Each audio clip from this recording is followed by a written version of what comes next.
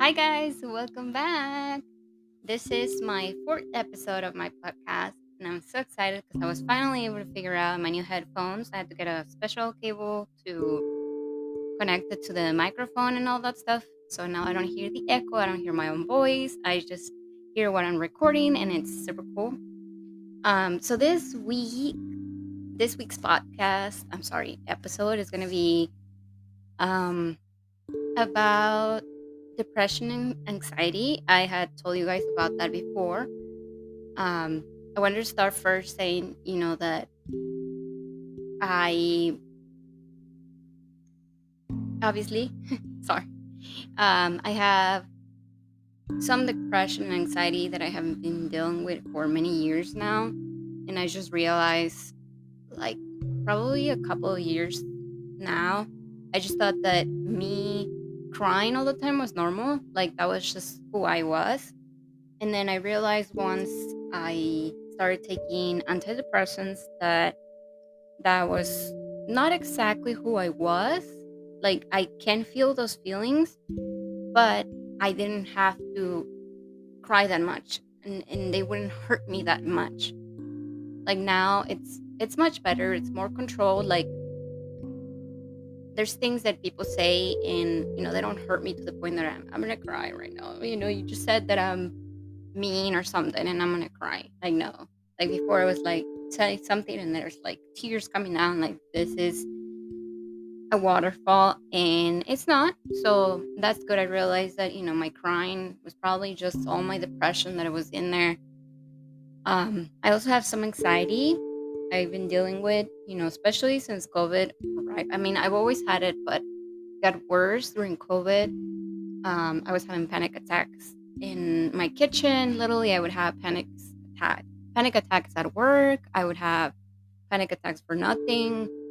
If I was having, fights or anything with people, or like if I was, I was away from my family, so they were telling me things, and sometimes I would have to like I said, I have to um, take myself away from the equation, so I wouldn't get all panicky. But there was some times where I was just sitting in the kitchen, right, next to the dishwasher, just sitting on the floor and feeling like I couldn't breathe.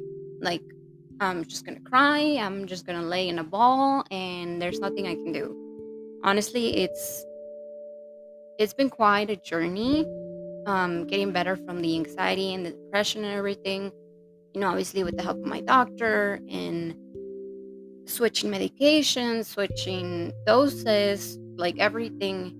Because I was taking first a medication that helped me some, but it felt like to a point it wasn't gonna help anymore. So I started researching, and then I mentioned to him about that. And then he said, okay, we can switch to this one. We can start at this dosage. And, we started doing all over again. And there were some things that got better, just like at a lower dose, it was doing more for me than the medication I was using before. So now they've increased it again so that I can be, a little bit more great, I guess, in that sense. So, I've just been thinking a lot and researching about depression and anxiety. And, it's all about brain chemicals, obviously.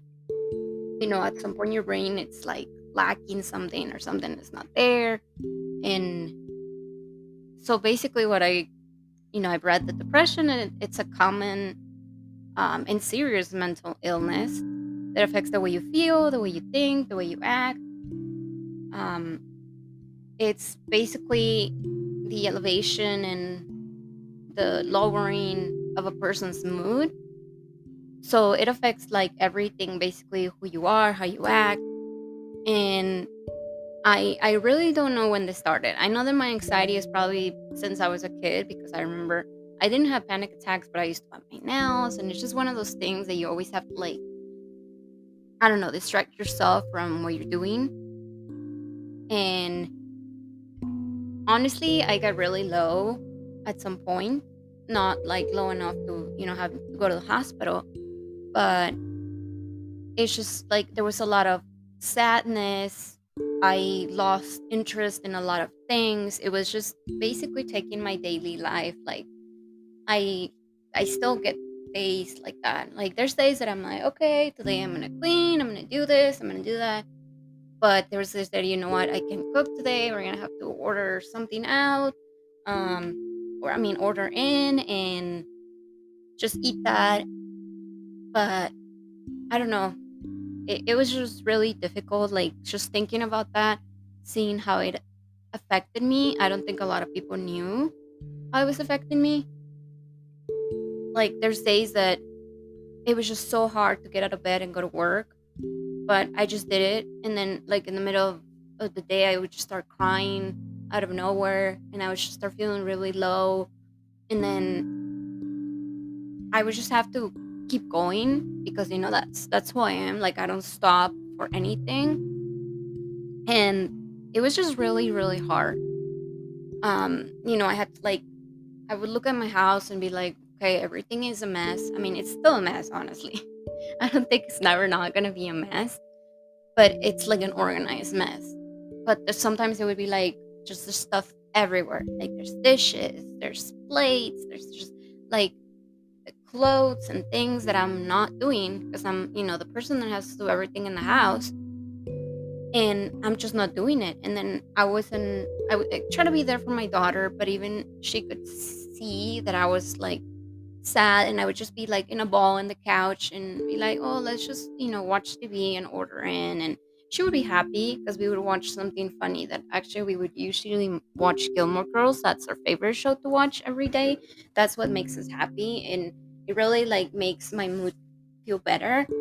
I've been watching Gilmore Girls since I was, I don't know, a teenager, and I've always identified myself with. I used to identify myself with Rory, and then with Lorelai, and then I go back and forth because there's things that I see that I'm like, okay, I'm like that, and it's just amazing to see that because I see that, and then I get scared for me and my daughter. Like, I hope she doesn't hate me when she's a teenager and whatever. I hope she's more like Rory and she's cool and all. But I mean, we'll have to go through that phase where we're like not liking our parents and whatever. But it's really really scary, to be honest. Just think where my daughter could be in the next few years. Um, so yeah, um, so yeah, she. I mean, she could tell, not really tell, but she would be like, "What's wrong, mommy?" And I'll be like, "I'm fine. It's okay." And it's just really hard. Like, how do you explain this to your kid?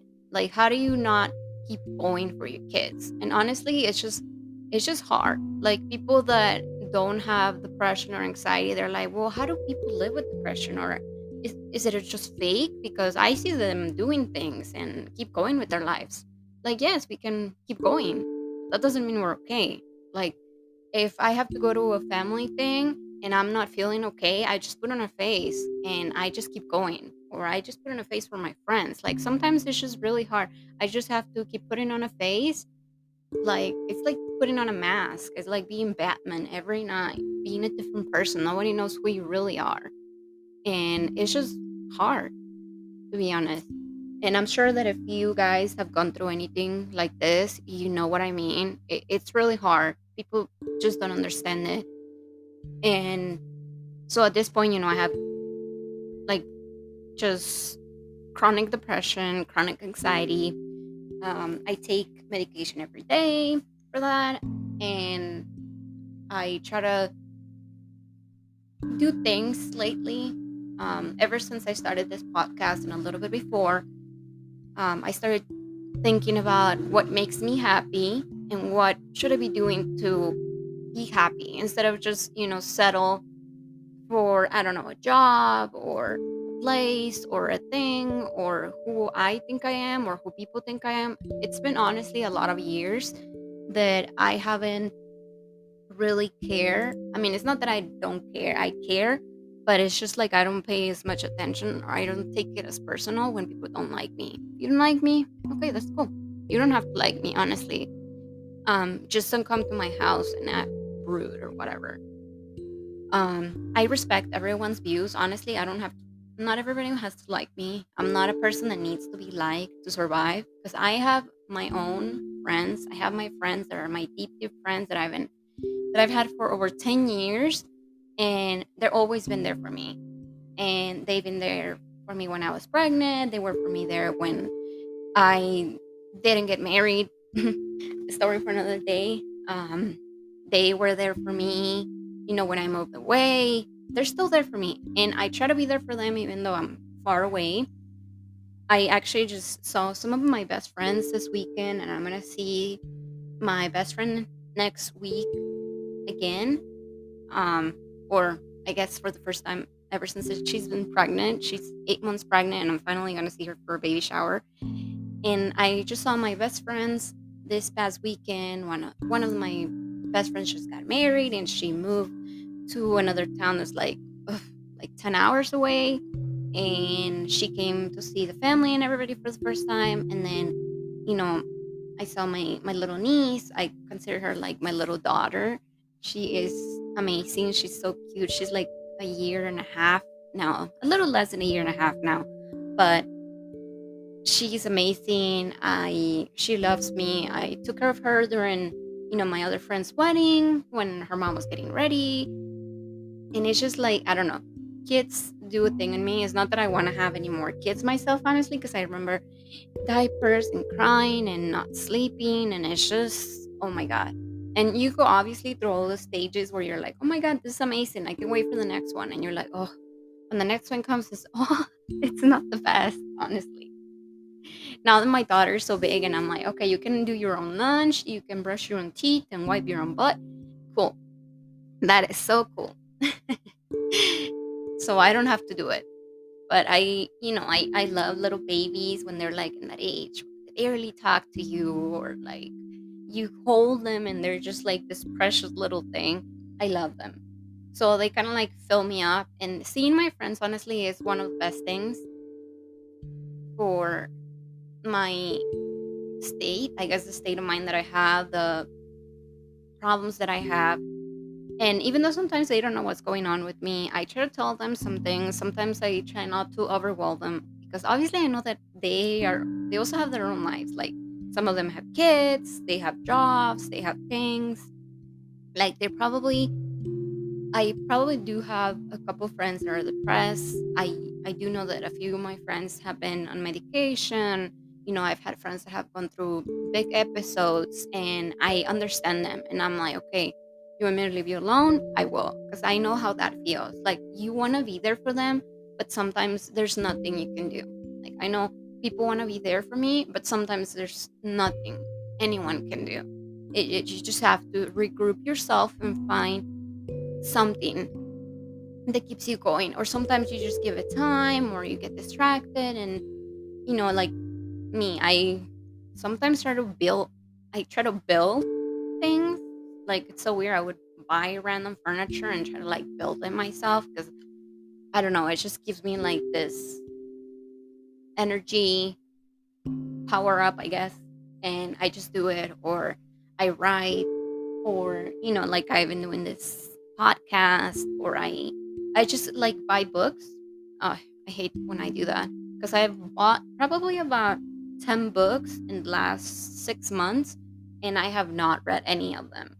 It's just like I'm awful. I was doing the Harry Potter books, and actually they were gifted to me in Spanish and in English, so I have them both, all of them. But I actually I listened to the audiobooks, and it was just way easier. And now my daughter is listening to them because she's really into Harry Potter as well. So it was really cool. But going back to the main topic, so my depression anxiety has gotten better, yes, but it's not 100% where it should be. And it's obviously a long process. It might be something that's never gonna go away, but I'm gonna keep doing things that make me happy, because that's what I'm supposed to do. Everybody should be doing things that make them happy. If you're not happy with something that's going on in your life, you should rethink and find something else that makes you happy. I know I am afraid of change. I hate change. As an anxious person, it's the worst thing. Like change is the worst. I hate it. I just don't like change. And it's just really hard. Like for me, changing things, it sometimes brings me panic attacks, and I have to like really think of things before I do them. So I don't like go into like full panic. But I'm taking it one day at a time, and know that if you have depression or anxiety, there's always someone there for you. I'm there for you, whoever you are, and there's always someone willing to listen to you. And I know that. And there's always someone willing to help. But first and foremost, you have to be willing to help yourself. Like you just have to take a little bit at a time. Just take it once at a time. Don't try to like I know that nobody's trying to fix their whole life, especially if you're depressed. You're like trying to not even move. If you need to be all day on the couch and just watch something funny or whatever, so the next day you can keep going, just do it. And, I'm always there. And I know that everyone else here, being my friend or not, because I mean, you're all my friends now, you all have somebody that can listen to you. And if I've learned anything from all this process, it's just that it's hard and sometimes people won't understand what's going on, but there will be another day. So if you feel like there's not another day coming, just talk to someone. Don't ever let anyone, not even yourself, get you down. So if you ever need to listen, maybe just listen to my story of how I felt, listen to my episode if it makes you feel better, but know that I'm here. So I know this was more of like loose story of this, but I hope you guys like today's episode, and I'll see you guys on the next one. Bye.